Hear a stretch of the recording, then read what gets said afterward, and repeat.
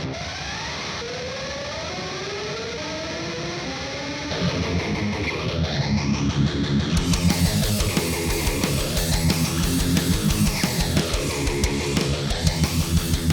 lovely freaks, and welcome back to the podcast. I'm your host, Amanda, and if you're new here, hi, welcome. If you like things strange and unusual and true crime, you can go ahead and hit that subscribe or follow button. You can also head down to the description box, and you'll see a link that will take you to our social media.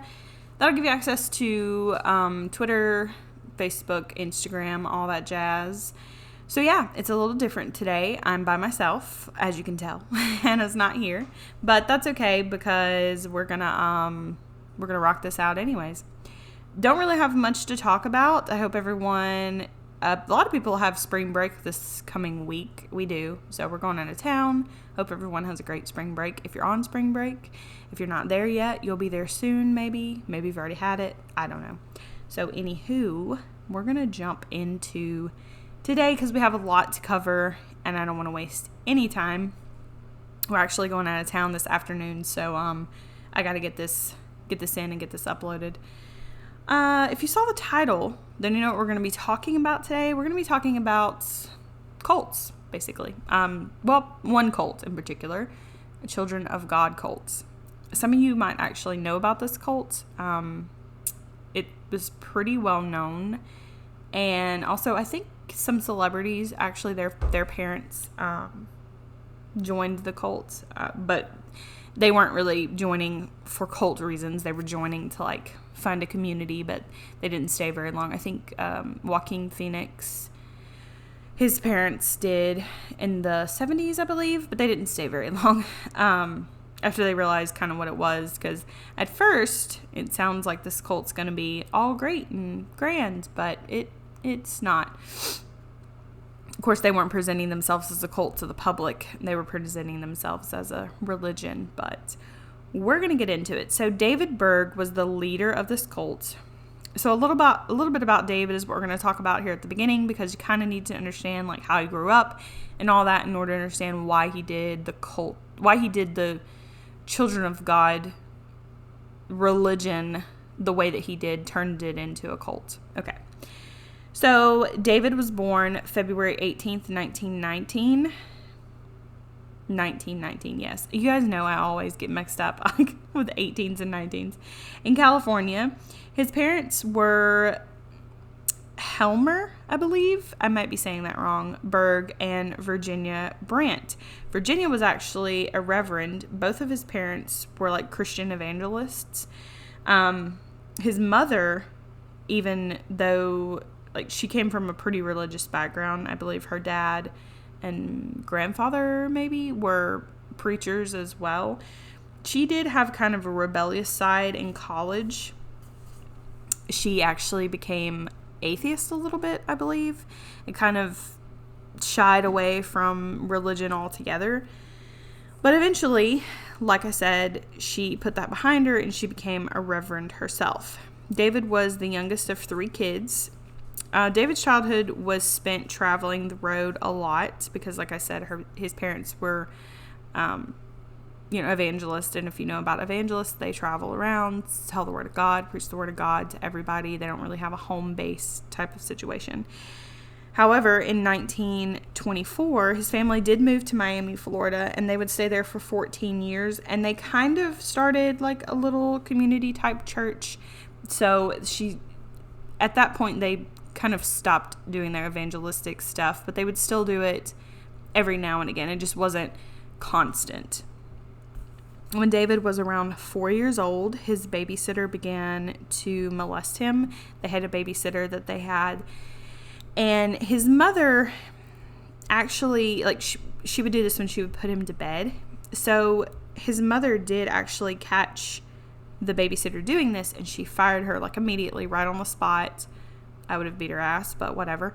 And so she never talked to David about what happened to him. I know he was just 4, and some people might be thinking, well, that's too young, and that's probably what she was thinking. Like, maybe he would forget about it. It wasn't really that traumatic. Some people would think it wasn't really that traumatic because he won't remember it, but he does remember it. And children do remember. And so it's very important to talk to your kids if you ever have anything like that going on, because they need to know that it's not right. They need to know, that it's not okay for an older person to do this to them, or anybody for that matter. So yeah, just make sure you talk to your kids, because she did not. She kind of just brushed it off. Like I said, she probably thought that he would forget. Whatever the case, it was not good. It was not a good idea, because it shaped the way he would think later in life. Excuse me. In 1930, David was a teenager, and he became his mom's chauffeur, song leader, and assistant while traveling on the road. His older siblings had fallen away from religion and God, look, I came from a family where my dad was a gospel singer, and so we were at church all the time, but certain events in my life led me to shy away from God. I came back to him in my 20s, which I was glad that I did, but it definitely when you're a teenager and there's so much turmoil going on in your life, or you think there really wasn't that much going, well, there was in mine, but neither here nor there. You just shy away from it. You can't shy away from it. And that's kind of what they did. I believe that they came back to religion later, but they got out from under their mom. David said that he admired his mother and loved her. However, his mom was pretty strict. Some would call what she was doing unusual. David was a teen, as I said, and teen boys have sexual urges, right? So this sexual urge he had was to masturbate. Well, his mother did not like that. She would catch him if they were traveling like in the camper, or if they were traveling at a hotel or something like that. She would catch him. She would, hit his hands and tell him that you're not supposed to do that. That's not right. One time she even brought him downstairs, like they were at the house. They were back at home in Miami, and she caught him, brought him downstairs in front of everybody, like his family and everybody, and told them what he had did and how it was wrong, and embarrassed the crap out of him. And she said, if I ever catch you masturbating again, I'm going to cut your hands off. Which, whoa, that's intense. So, that's kind of his outlook of sex, I guess you could say. That this is shaping how he looks at sex. And he struggled, apparently. I've read some things that said that he did struggle internally when he was younger with, like, I have these urges, but I'm supposed to follow what my mother says because she's close to God. You know what I mean? So it was just really weird. So David was living kind of like this double life. In his 20s, though, he decided to step away from the church, and he started going to college. He studied philosophy and socialism, and he became what he called a Christian socialist, and started trying to find his new home life because he didn't want to be with his parents anymore or live with his mom anymore. He met Jane Miller in 1944 and had 4 children with her. She is known to some by a different name. In the cult, she was called Deborah. I'm not really sure why, but now in the 1960s, if you remember, this was the time that like religion became kind of a free-for-all. People were trying to expand their minds, find their place in life. There was a mix of a lot of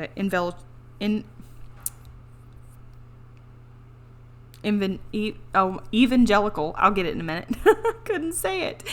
Evangelical preachers, a lot of evangelists, traveling around preaching the word of God on the streets, because this was during like Vietnam and war, and it was the hippie movement and all this other stuff. So, they were just trying to preach to everybody. A lot of preachers were doing good, but you'll come to see that David kind of fell into this trend, and he turned out not to be so good. It was also, like, later, his daughters came out and said, this is nothing to do with traveling around and being a preacher, but his daughters came out and said later that they did get molested by him when they were younger. So right off the bat, we can see that what happened to him when he was younger, not getting the help that he needed, not understanding what was going on, and his sexual urges later being suppressed. I'm not saying that if you do get molested or anything like that when you're younger, there's plenty of people that do not become a molester themselves. Actually, it's more likely that you won't. But this may have contributed to him being that way, because he is a pedophile. Eventually, you'll figure that out. But who knows? It could have been because his mother didn't get him help, or it could just been he was just introduced to sex too young. We're just not sure. But he did molest his kids. She wrote it in a book, I believe. His daughter did. His daughter Deborah, his oldest. David was also having sex with other women at the time while on the road, obviously, just constantly being, cheating on his wife. In 1968, he founded an organization called Teens for Christ in Huntington Beach, California. They taught about America's demise and the apocalypse, and that God is love, and that, that's the only way you're going to survive the apocalypse is if you put your faith in God. So, he would thrive in today's time with everybody talking about the apocalypse. The club eventually grew into the hundreds, and it was mostly teenagers, actually all teenagers except for him and a few other adults. He told his young followers to leave their family if they didn't want to follow God. They became the children of God after this. They got kicked out of Huntington Beach because they were, stirring up some stuff, and some of the adults around there didn't like what they were seeing, kind of some brainwashing techniques going on. So they had to find them a new place. They eventually made it to the Arizona desert and set up camp. David preached like an expanded preacher sermon type thing on the apocalypse. He preached for over 19 hours. And after this, he said that he had a vision from God. He also told his followers he had to divorce his wife and marry someone new named Maria. I think Maria was actually like his lover. And so he was like, yeah, this vision from God told me that I had to divorce her, and his wife's like right there, and marry this woman. And I'm sure she was probably like, oh, what the hell? Even though Jane was, hurt, I'm assuming, by this, she still stuck around. She still stayed in this religion, cult, whatever. So and after this, after he had the vision, he also started calling himself David, like Moses, like David Moses, like he was Moses, but he was David, and it was weird. It was really, really weird. So in 1970s, the cult found its place on some land in Texas, about 100 miles from West Dallas. So they stayed there for a long time. In the early days of the cults, they would go out and preach to people. They wanted to grow, and it was all about expansion, grow. And the one thing that you had to do in order to be a part of this religion, because they didn't call it a cult at first, I keep saying cults, but really it was a religion. The one thing you had to do was accept Jesus into your heart and know that he was your savior. So, that's kind of taking from Christian context. But eventually you're kind of like, well, that sounds like Christianity. Well, yes, but eventually you're going to see how he started off really, really small and subtle. And then once he got the attention of, his people, basically, it completely changed what he started doing. So in this cult, they kind of lived on all this land together. Their days were also spent fellowshipping together, and like going out and recruiting. They would spend hours in fellowship, different sections of the day.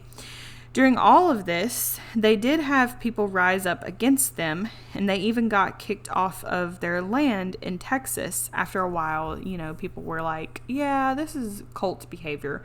So they eventually got kicked off their land in Texas. When the word got out that they were, it got out all over the country, all over the U.S.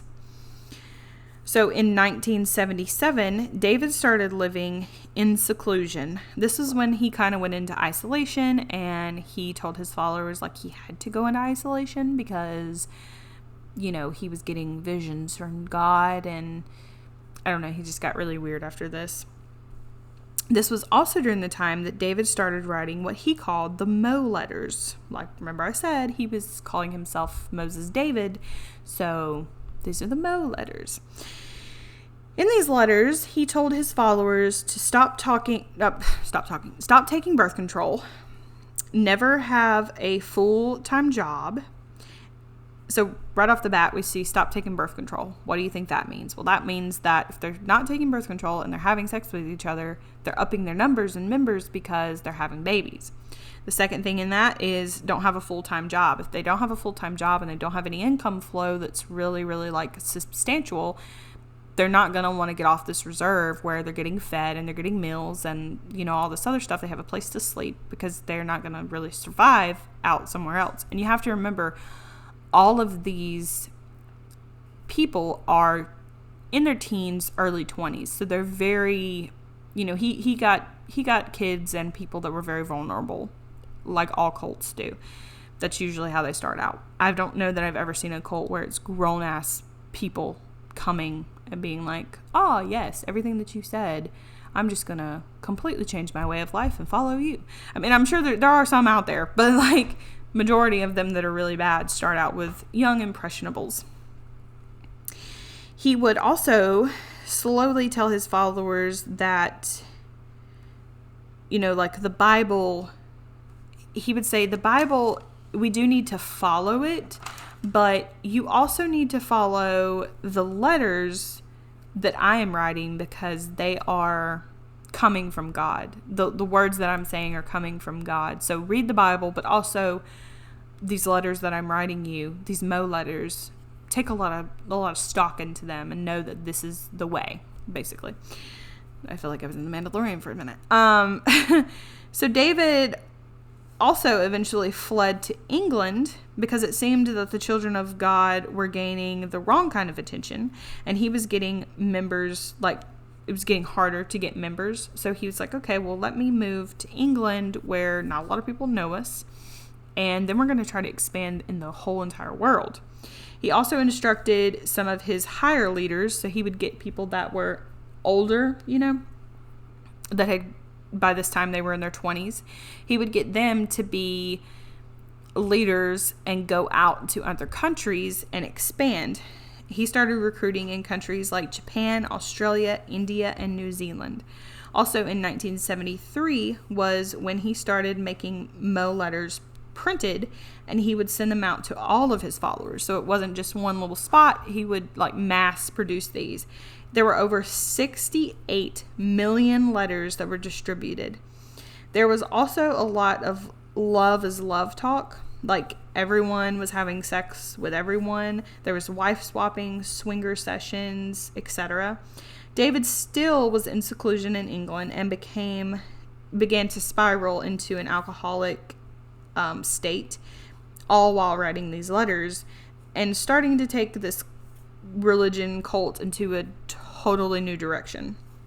He started writing that God was love and there was a law of love. The devil hates sex, but God loves it. And all the members should be engaging in sexual activity with each other. They also had like a schedule, and they would have sex between members. He also called the women of the cult flirty fishers. Some of the women, not all the women did this, but some of the women were sent out into like brothels, bars, and strip clubs, and places like that, or even on the streets, and they were to kind of attract men to the cult through sex. So they were called the flirty fishers. Even his new wife Maria would partake in this, and she also became pregnant with a boy. This boy's name was Ricky. Ricky's very important because right off the bat, David said that he was the chosen one. He would lead them into the end times of the apocalypse, because at this point, some of the people are like, okay, when is this apocalypse going to happen, dude? Like, you've been saying this for a hot minute, and like it still hadn't happened. And so he was kind of like, oh yes, Ricky is the one that will lead us into the apocalypse. Have patience, and he's the chosen one, and I've gotten a vision from God and all this stuff. So by 1978, though, a lot of members, older ones, had left. There were still thousands, but a lot were leaving. He wrote a letter explaining to his cult that he had been sexually molested when he was younger by his babysitter, but that it wasn't a bad thing. It opened his mind and gave him purpose. He explained also that girls, when they were young in the Bible, 11, 12, 13, they were engaging in sex and getting pregnant and having babies. They were married young. Different families at this time were told to start living together. So like they would have they would have 2 or 3 families living together in a certain house or commune or whatever. And this was when children were then put on the quote unquote sharing schedule that I told you about. One woman recalled having to have a different man every night come get her and take her away, and she was only 12. Not all homes did this, though, but many did. So, yeah, there was a documentary I was watching, and a lot of women were like, yeah, every single night we were on the schedule to have sex with some new person, and they would come in, take us to a room or whatever. And I can't even imagine being like, yes, take my daughter. Like, what the fuck? Even if I was following, and he lost a lot of members during this time because of this, but even if I was following someone, at that point, my children matter more to me than you. So I'd be like, what the fuck is he talking about? I'd be one of those people that left, like, because that's probably why some of these people left. They were like, yeah, let's go. Like, you're done. Not all. So in 1980s, he started saying they should make videos. His members did, and they would send him video. They would send David the videos. And so basically it was like child pornography. They weren't engaging in sex in these videos, but they were like dancing naked in front of the camera. And he said, if you make a video, send it to me. And he would say, oh yes, God loves this. Whew, it's intense. I'm just like, what the fuck? I don't understand. So even his son, Ricky, was written about in a book. This was kind of like a children's book, quote unquote, but it really wasn't a children's book. It was illustrated like one. There was drawings and stuff like that. This book was not a good, nice, beautiful book, though.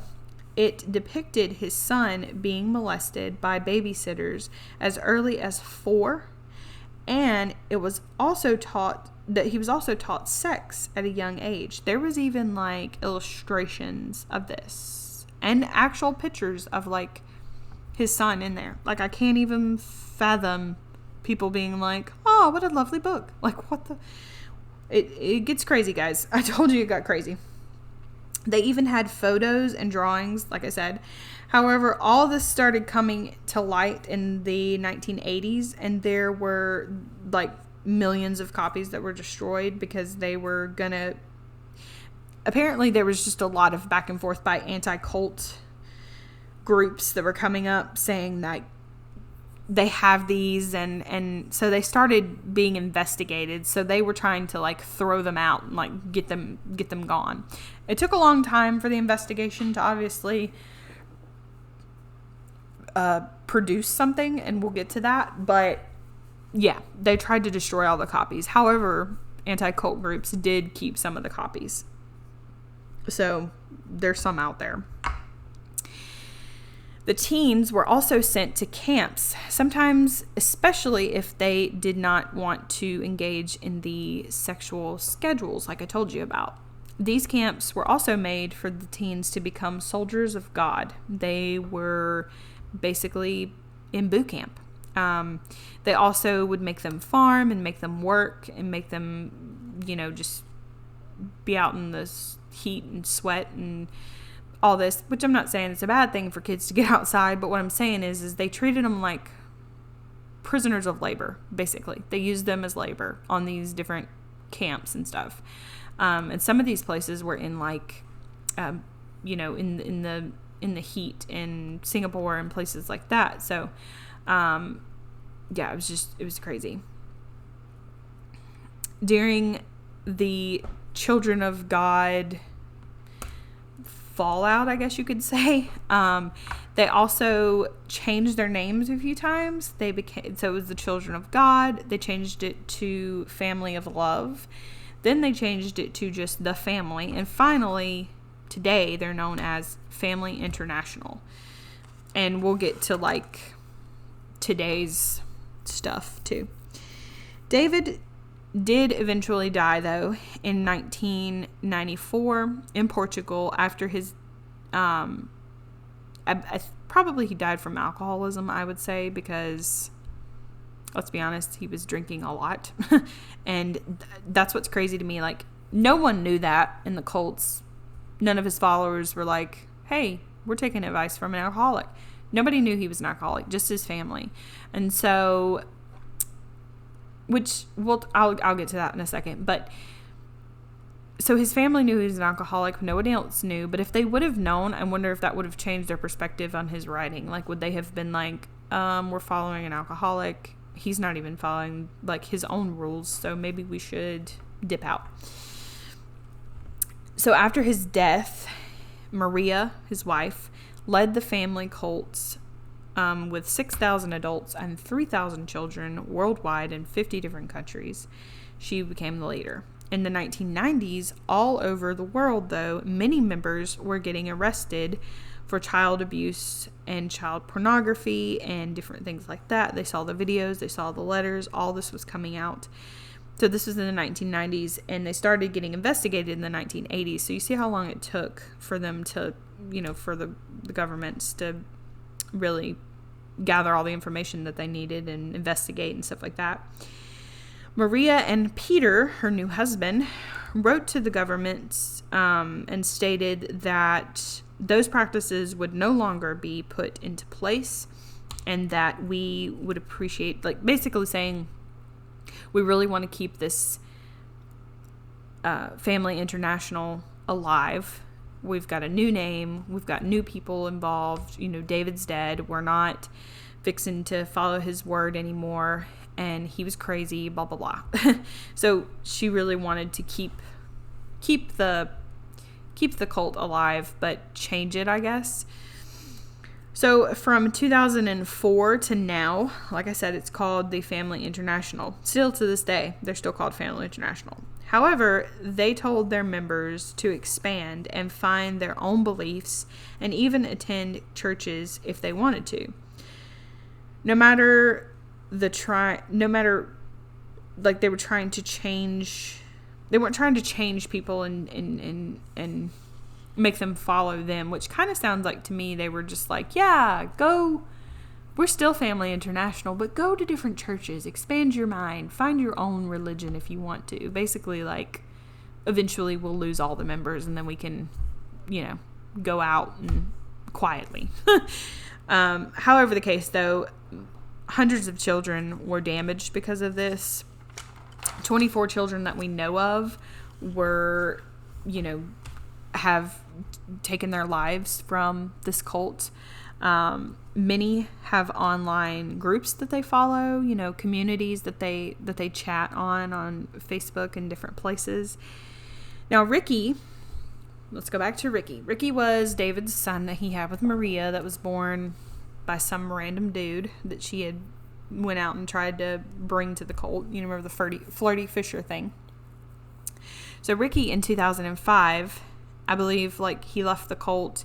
He was kind of upset. He was in a very declining mental state, and he was really, really upset. He wanted something to be done. He wanted justice to be done. He didn't believe that they should be let off. Even though some members were being arrested, he wanted his mom to be arrested. None of the family, by the way, none of Maria and, the family that was living with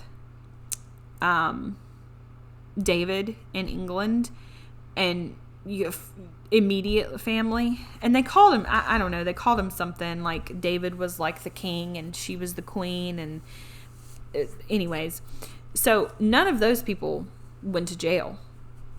And I don't understand how, because there were literal pictures of her son, illustrations of her son being molested in these illustrations and these Mo letters and in this book that, remember the book that I told you that was written about Ricky and his because he was the chosen one, so they wrote a book about him.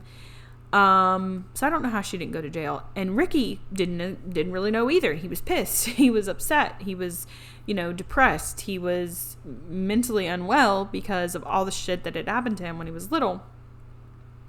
So he tries to move on with his life. He leaves. He gets a girlfriend. He tries to get a job, but, he's grown up in this cult and in this environment where he didn't ever have a job, really. He was the chosen one.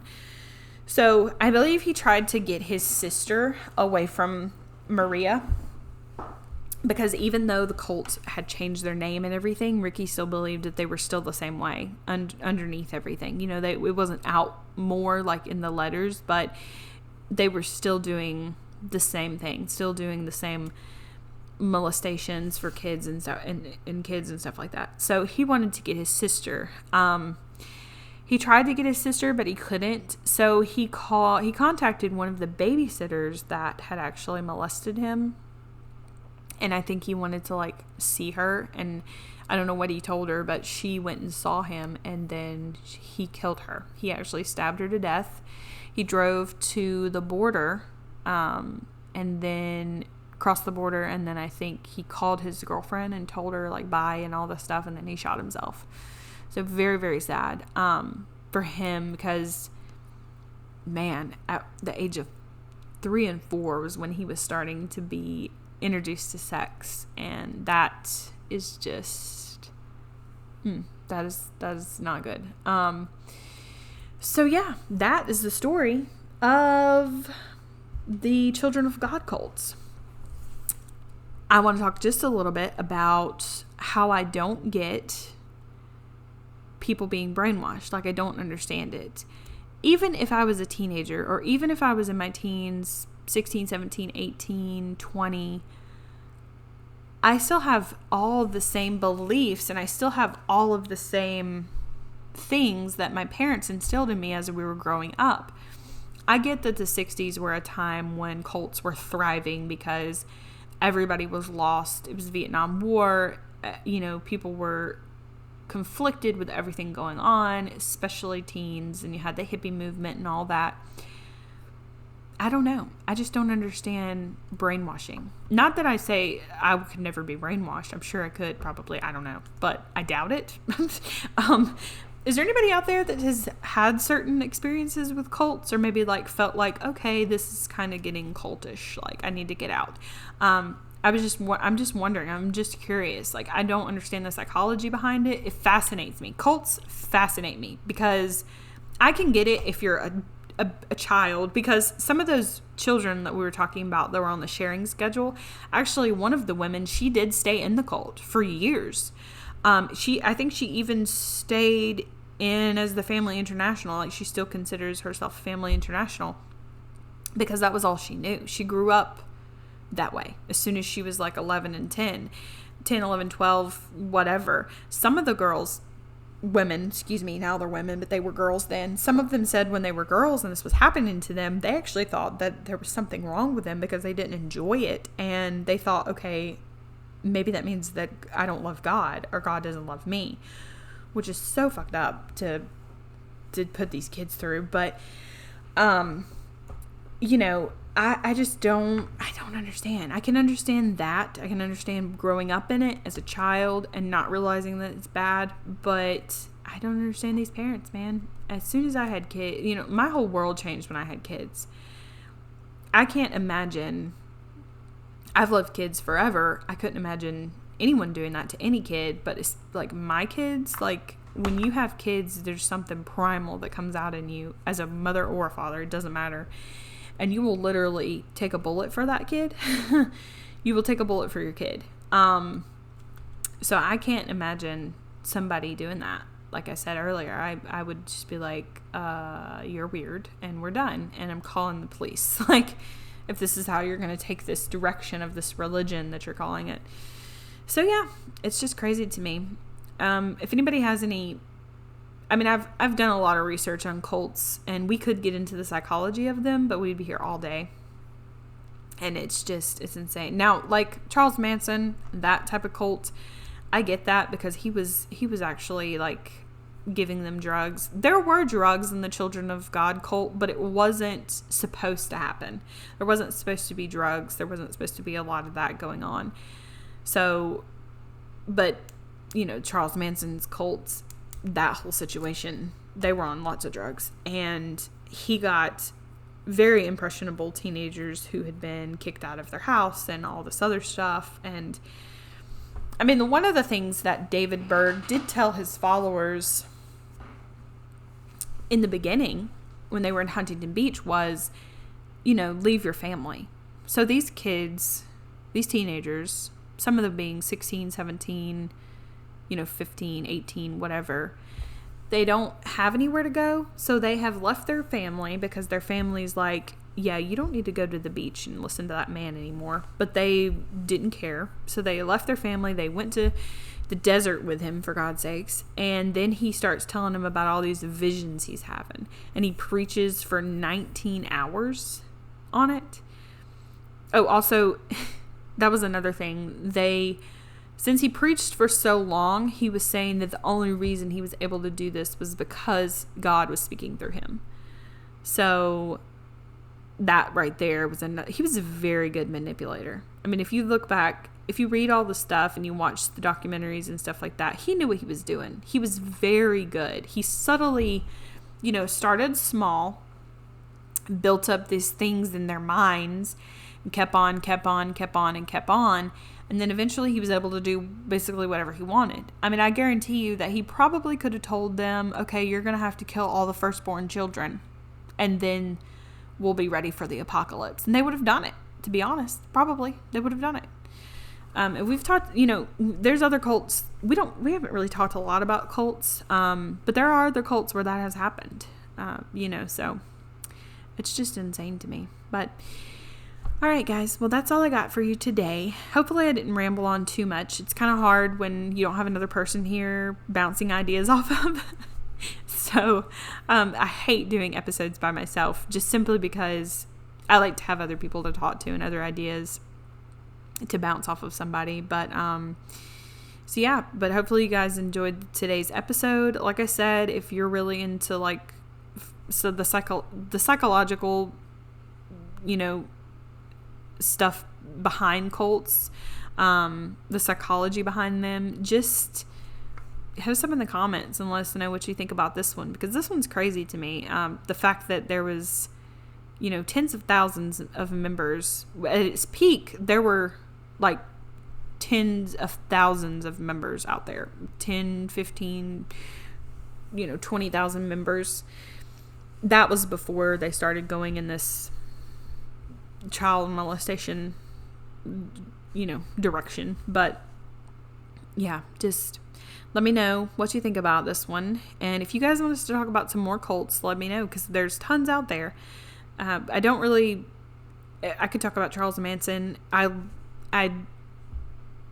know all about Charles Manson, so it would not be hard to do. It's just that a lot of people have heard about him, so I don't really know if you guys want to hear about him again. There's not much more to tell than what everybody knows, but there's tons of different cults we can talk about. So don't forget to follow us on Twitter. That's where we do a lot of polls. Next week's episode, we should have one, as long as we're going on vacation for spring break, like I said. So next week's episode might not be till Saturday or Sunday, but it'll be at some point. And go follow us on Twitter, like I said, because we have polls that we put up there to let everybody know, like, hey, what's the next episode you guys are interested in? Also, I wanted to mention that you need to go leave us a review on Apple, if you would be so kind as to do that, or any other review place that you can leave. But I'm pretty sure Apple's kind of like the only one. We really would appreciate it. A 5-star review would be absolutely fantastic. But if you can't, I completely understand. If you're new here, this is not usual. Usually my sister is with me, so we get to be like a little bit more funny and all that, and we don't banter as much as I'm doing right now, rambling on. Also, don't forget to follow us on YouTube. I was about to say Spotify. We're not on Spotify. Well, we are on Spotify, but you can follow us there. But YouTube, go subscribe, hit that subscribe button. We're at 104 subscribers, which is awesome, but we want to keep those numbers pumping up. And so we'll hope to see you guys next week. We hope that you have a fantastic weekend, and we'll see you guys next time. Bye.